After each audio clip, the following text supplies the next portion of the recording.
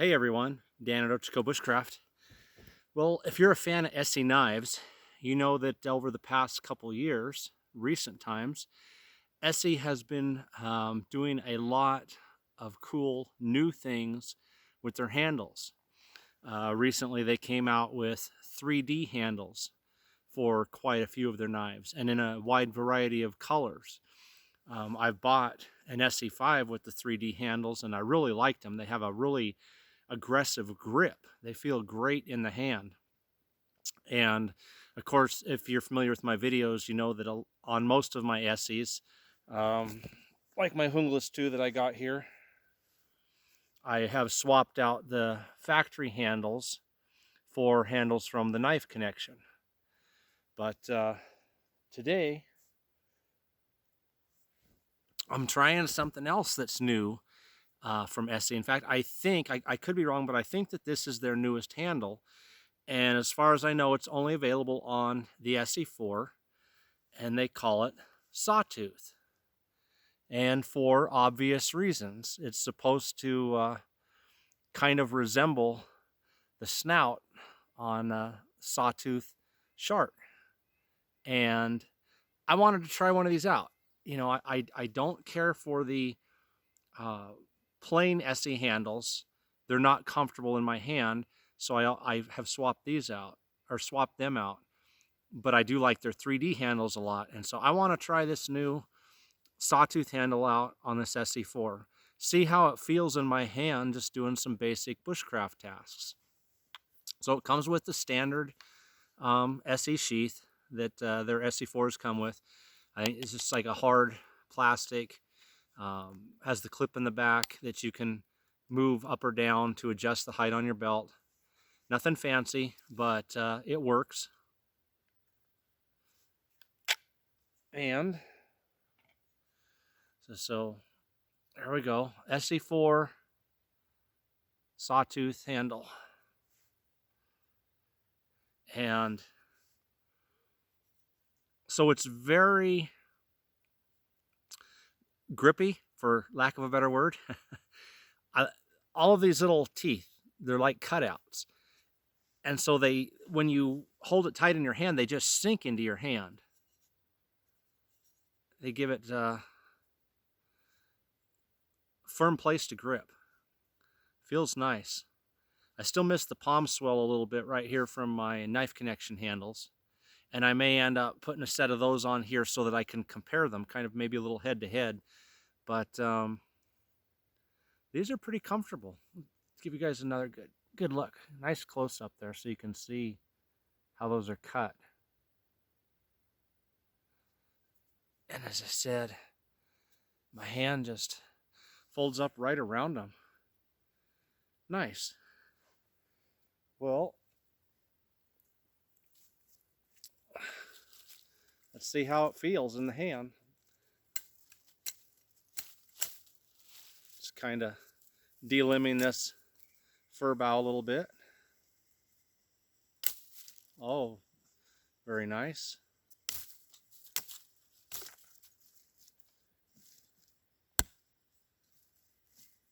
Very nice. You guys can see that. I mean, it's obviously not a big chopper, but it feels good in the hand. It's not slipping or moving around anywhere, and that's what I wanted to test. That's why I was doing what I did. I just wanted to see if I'm actually hitting against something. Would it move in my hand at all? And the answer is no.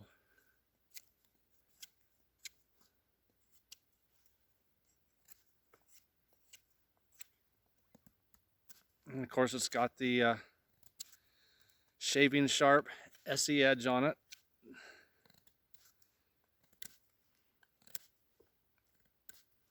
Let's see, try it this way a little bit.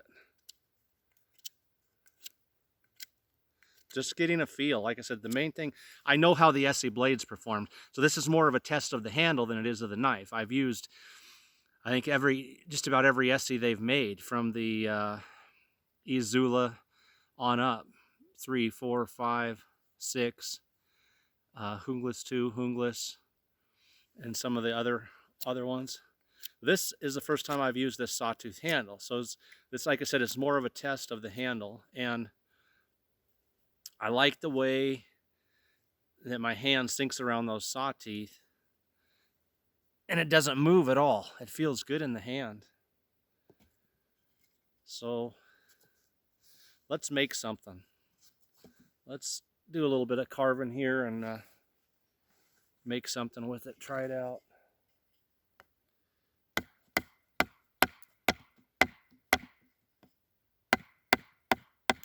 Might have to grab a bigger baton. I don't think that one's gonna work for too long.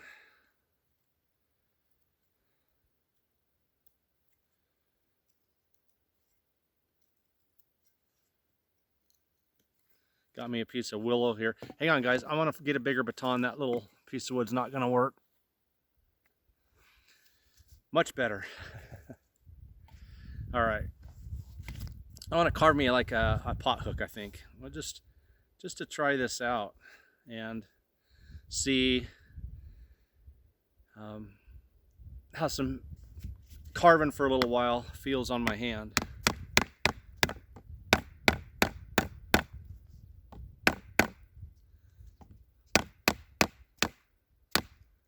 And a little bit more. That should work. Okay, we'll carve us a pot hook here. I'm trying to do this where you guys can see too. It'd be easier for me to hold somewhere else, but I want to make sure you can see what I'm doing.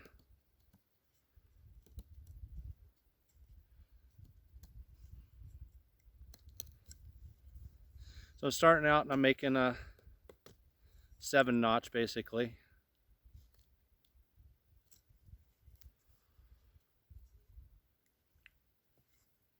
And I was going to do a pot hook, but I think I'm just going to do a 7-notch and turn this into a stake instead, tent stake.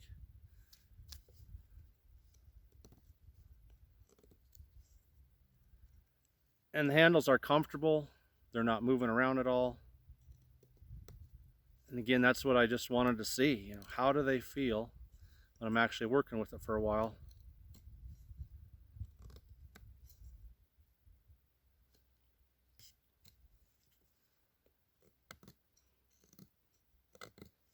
And they feel good.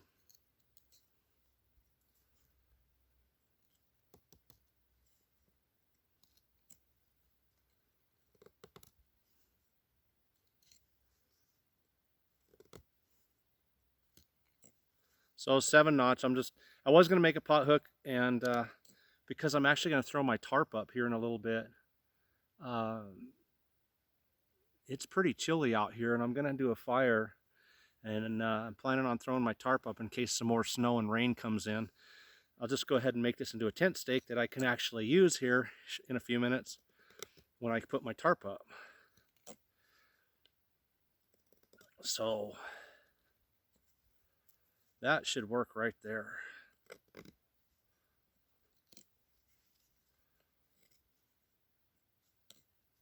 Yeah, that'll work. So I got a nice deep 7-notch.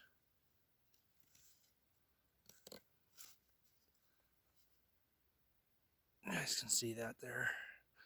And the handles feel good. They're not uncomfortable, digging into my hand in an uncomfortable way, but they are keeping the handle nice and secure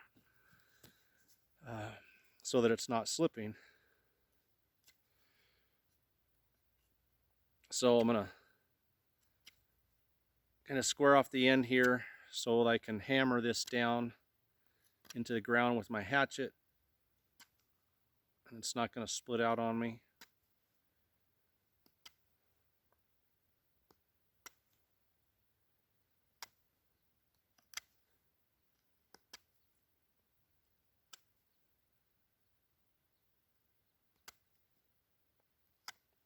That should work.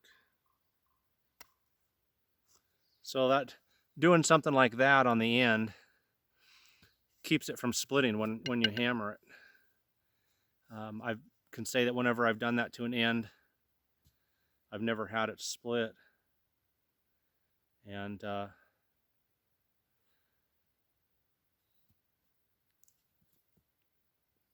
that's basically how I would do a tent stake, except blooper. Are you guys ready for it? Ochiko Bushcraft blooper. I'm not going to edit it. You guys can laugh at me. You can make fun of me. Please don't call me stupid or an idiot or something like that. I just made my tent stake upside down. Did anybody catch it? I'm talking to the camera. I'm concentrating on the handle. So I wasn't paying attention, but I just made my tent stake upside down. Okay, I'm going to fix it. This is where my tie-off's going to be. This is the end I got to square off and hammer down on the ground. This has got to be my point. So, ladies and gentlemen, the very first ever Ochiko Bushcraft original upside down tent stake. Please laugh along with me, okay? I mean, if you have gone to the woods for, 40 years like I have, well, closer to 50 years now, and never made a blooper, you're doing a lot better than me, because I got a whole list of bloopers out here. So let's try this again. Let's get this end pointed. I'll make kind of a bullet point rather than a real long skinny one. I find the bullet points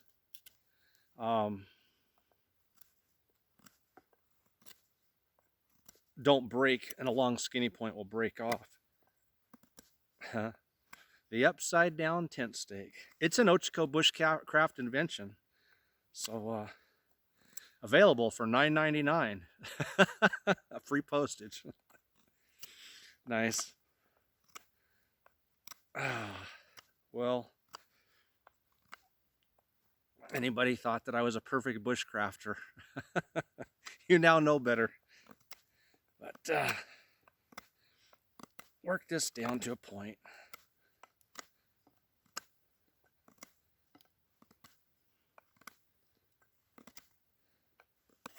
And that's taken a little bit of work, but that's a thick piece of wood for a good stake. I would do that with my hungless, if it wasn't for, like I said, making this video and giving this knife a test. I would just take my hungless and it would already be done and ready to go.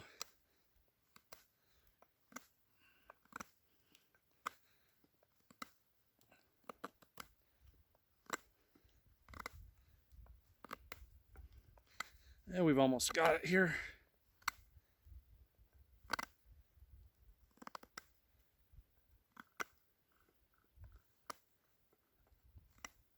And there we go.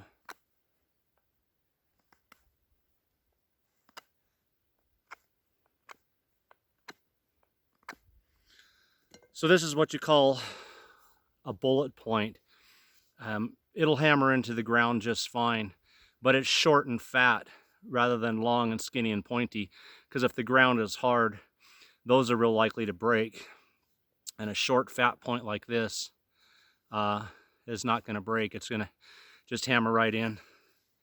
So now we'll go ahead and square off the correct end.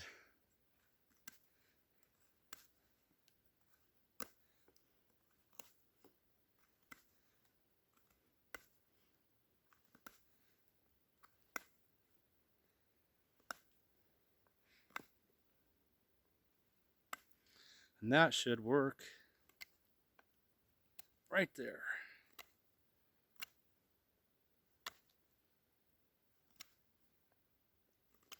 Okay, no longer an upside down tent stake, but an actual correct tent stake. So I got my bullet point on the one end.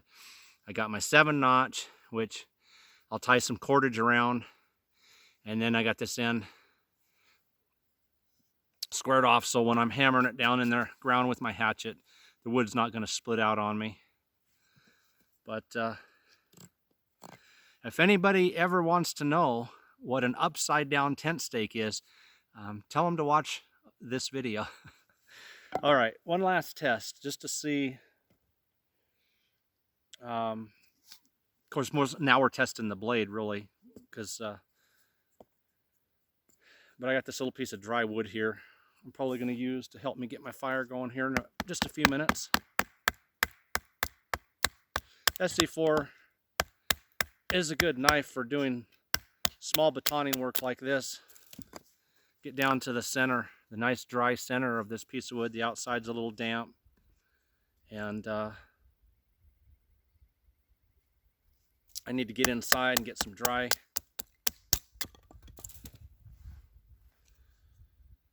But I like the grip. The grip feels good.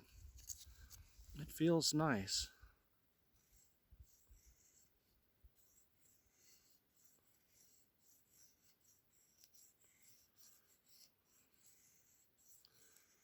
I don't know if you can see those little curls that are popping off. Right there. Yeah. So good old Esee. Performing just like you would expect an Esee to do.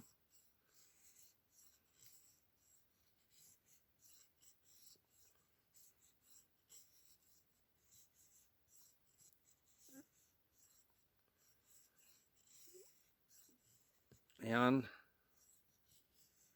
got some decent curls, not great.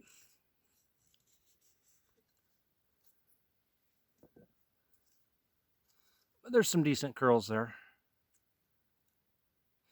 And I'll make a little pile of these, and this is nice and dry inside.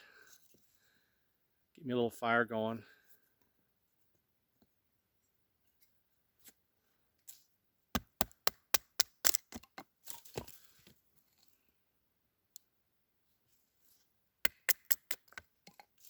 Nice. Some real small pieces. Like so. It will sit on top of the shavings and get a fire going real quick and real easy.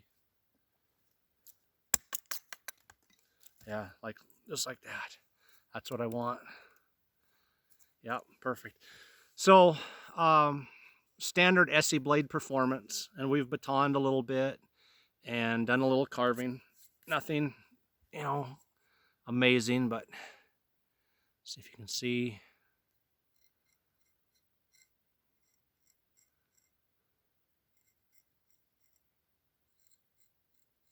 Or if you can even hear it, cutting my hair right here.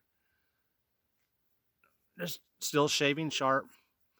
So again, just standard Esee performance, lifetime warranty that you can't beat. But the new Esee Sawtooth handle, and again, as far as I know, it's only on the Esee4, but it's to me it feels a lot better than just the regular handle. I like these places, these little grooves that my fingers and my hand just fall into. It just makes it feel that much more secure. Like it. Esee4 Sawtooth handles. Thanks guys for checking this out with me. I would recommend it. This will become a part of one of my kits that I'm working on, which will be in a future video. And if you're looking for a good little bushcraft or survival knife to carry, you know, the Esee4 is a great choice. Something a little different, or you know, a little different style of handle. Check out these Sawtooth handles. Recommend it. Thanks guys for watching Ochiko Bushcraft. Take care.